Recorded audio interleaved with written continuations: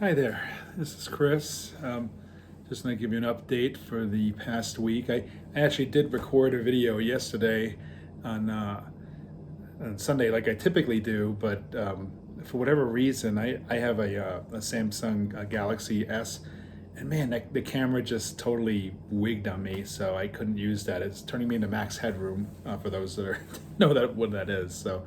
Um, Maybe because it was writing to the SD card. But anyway, hi, and I just want to share. Um,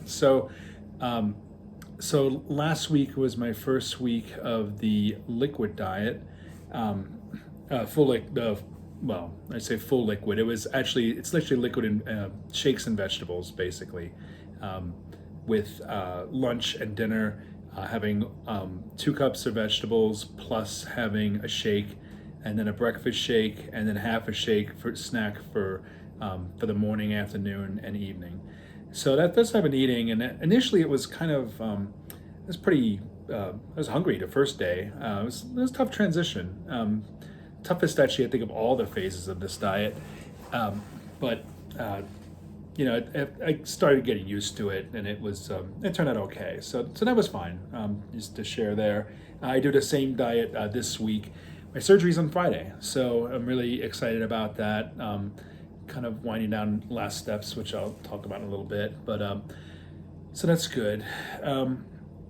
And so last week I had a pre-admit appointment, basically where they do all the intake information at the hospital, and they take your money. So with that, the nice thing is that with the estimated amount, they have an estimated amount for the hospital charge, and so I did not have to pay that all right there, which was kind of cool. I was able to leave a deposit with my hospital, so that worked out really well. I was really very pleased with that. My thing is I didn't want to trying to avoid overpaying, because until they submit the claim with the hospital and the provider and everybody else that has their hands in the cookie jar, until they submit it, it's just estimated amount, because when they do what's called an EOB, the insurance company, basically the insurance company has there's a charge that they have for the service, like let's say for the hospital stay, and they charge whatever it is, and then they have a negotiated amount with the insurance company of what the insurance company thinks is a reasonable charge, and what the provider says is reasonable too. And then out of that, then they have a portion that the insurance company pays and that you pay. So so anyway, so that's kind of like the real split is on that negotiated amount.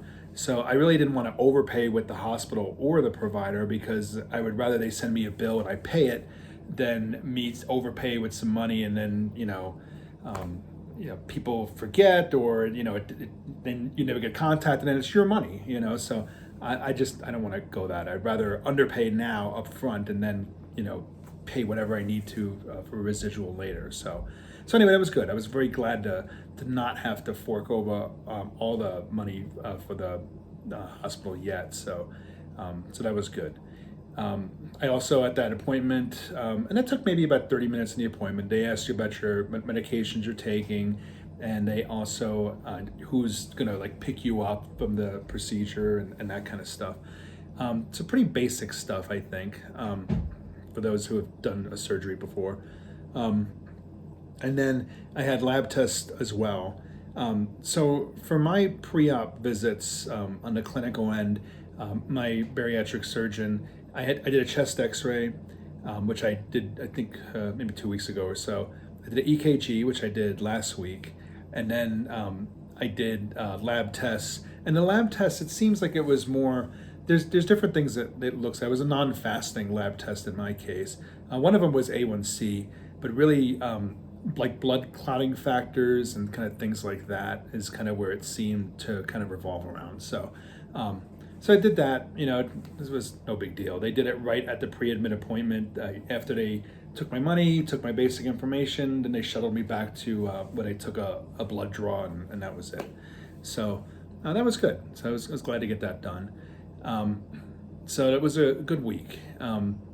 So what I have for this week is, of course, my surgery's on Friday. So tomorrow I have, which means Tuesday, I have an appointment for a kind of a final appointment with the doctor, ask any questions and just, make sure we're all good. Um, and then and then I have an appointment also for my bariatric surgeon does uh, it's a class. It's a 2 hour class that I think kind of talks about what happens after surgery. So your post-op diet. I imagine there's other post-op type information that's presented there as well. So I do that tomorrow too. And then also I have tomorrow as well, the Tuesday, I have also my COVID-19 test I'm taking as well. Pretty much all surgical procedures nowadays require that you have a pre-surgical COVID test. So that's very usual in a lot of hospitals. So I'll be doing that as well. So that'll be my fun day tomorrow. And then Friday, Friday I go in for the cut. So that's good. So I wanted to share some other stuff too in this video. That's kind of my status, at least what's going on. My weight too, I didn't give for the stats. For folks that I've mentioned before, I'm 5'8", and just gonna stand back a little bit. And my weight today is the same as it was yesterday, which is 293.8. So that's kind of where I'm at. I'm sure I'll lose a few pounds before we go in for Friday, but that's where I am at the moment. So it's cool. I'm really glad to be under 300. That's for me. That's a huge milestone. So and that's where I'm going into. So anyway, that's really awesome. I think. But something I wanted to share. Two other things that I wanted to point out. Just looking at my notes here. One thing I wanted to talk about is the protein shakes, because I know my particular surgeon recommends a certain protein shake that he is. I think it's his brand of protein shake, and it's fine, and it's generally. I kind of like. I just want to share my preferences if it's helpful for anybody, but. I really like using Premier Protein. That's kind of what I use. I'm not affiliated with them at all. It's not an endorsement, but I really like them. They have the 30 grams of protein. They have the I think it's 1 gram of sugar that it has in there too. And the one thing I really like about them is they have the premixed ones, which I can get at Sam's Club, which has better pricing than Costco, I think, at least when I recall. And they have a wide variety of flavors, and they taste really good. They have their premixed ones. They have vanilla, strawberry, chocolate, vanilla. Some other brands I see mostly chocolate and vanilla, but banana too. This has peach. So there's roughly a half a dozen different flavors that they have, which is really cool. I mean, when you're stuck on a protein shake, it's nice to have the variety. I mean, variety is the spice of life. So that's. I just want to share that. And the powdered ones are good too. I have a powdered chocolate right now, and the powder is really nice. I think the powder's a little thicker, it seems to me, which I kind of like. The chocolate, it feels nice. And they are basic shakes, which is what I really like. My son has a weight. He's 14 and he lifts weights like a lot of people his age, football guy and all that stuff, and. Like for his workout type stuff, like they have, additives that support that demographic that I don't want. I don't want all the funny chemicals added to it, and I want just a basic protein shake with maybe some vitamins in there, and that's good. And Premier Protein meets that objective. It has that. There's no pre-workout stuff or any other garbage in there that I don't want, quite frankly. And the other brand I like. I like that Equate also, Walmart's house brand. I think is fantastic. Pricing is good. They have the premix and they have also the powdered ones. Again, they're pretty simple. So the powdered one, I couldn't find a powdered one that didn't have like pre-workout and other crazy stuff. But at least in the premix doesn't have that, from my understanding. So, and they have a wide variety of flavors too. And the pricing is good. So. Anyway, that's kind of protein shakes I like.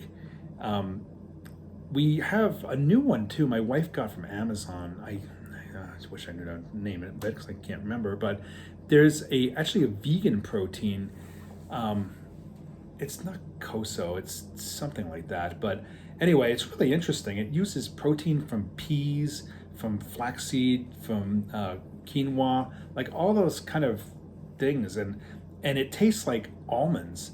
So it's really weird. It tastes like I love almonds, but it tastes like dehydrated almond milk, if there ever was such a thing. Really, really good. I'm sorry, I can't recall the name of it, but it's just delicious stuff. It's organic, vegan protein drink, and I know it's less protein though. I believe it's 20 grams of protein per serving versus 30 that the Premier is and the Equate. But it's really good. Anyway, just to share that. Again, a variety is really good, so that's I think is the key. So I wanted to mention something else too that happened in the past week, just to share. My pre-op diet I'm not required to have vitamins on it. I know with the surgery I will be required to have liquid vitamins, but I noticed last week that I was starting to get almost like a pre-Charlie horse on my calves, and it was not a Charlie horse. I did not have any of those, but it felt like it was going to come on, and it was really kind of weird because I'd not been doing anything strenuous or anything. I mean, I'm a remote working guy, doing stuff, very minor stuff around the house. I'm not doing anything strenuous or whatever, and it's I walk the dogs, and that's really it. So I'm not like doing anything crazy, but anyway, it was weird, and I mentioned it to my wife, and she thought it might be some sort of, even mineral deficiency, and it didn't even dawn on me that like I'm on a very limited diet right now. Basically, I'm allowed to have those vegetables with the protein shakes, and I kind of stick to the same ones that I like. I like cucumbers, I like tomatoes, stuff like that, and green beans, and I kind of rotate between them, and and it dawned on me that maybe because my diet is so narrow, that maybe I'm not getting the minerals and or vitamins that I normally get with my with a more varied diet. So I started taking vitamins, and it's been I haven't really had a problem since then. So anyway, just something that was kind of interesting. And I know, for other folks you'll watch with these kind of videos, I mean, it seems like we have some things in common, and then some things are just totally uncommon, and I'm sure depending on diet and physiology and lifestyle and all that stuff that, you get the variance in there. And that seems to be just a variance for me that, I kind of had that issue. So, but vitamins, so apparently I need it on these protein stuff because I don't think it's doing enough. My wife had mentioned also potassium too, that could be kind of low too. And we're not doctors, and I'm not offering medical advice. I'm just telling you what we talked about. So anyway, just sharing in case it's helpful for anyone if they find these kind of things. I find in these videos that like again, you hear some people just people just have their own experiences. So anyway, wanted to share that with you, and yeah, really excited about everything. I mean, this week is it's gonna be a short week, and then Friday, yay, we move along. So and tomorrow's gonna be crazy with all the appointments. But anyway, I just want to share where I'm at. I'll try to do another video probably before I go in. But if not, I definitely look forward to doing after the surgery as well, to kind of keep folks informed, and hopefully this stuff is of help to to people. Another case. So anyway, well, thank you so much. I hope you guys have a good week.